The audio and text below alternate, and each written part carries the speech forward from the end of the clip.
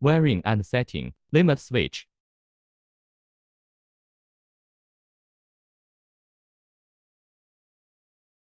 Wiring configuration, this is the motor wire.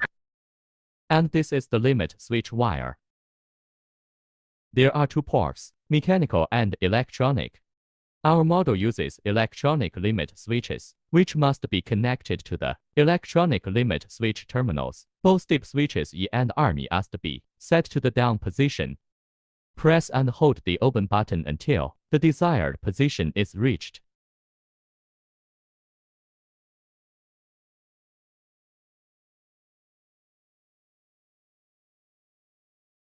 Then press the up button to confirm the upper limit position.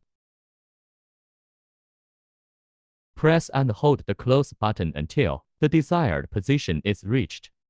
Then press the down button to confirm the lower limit position.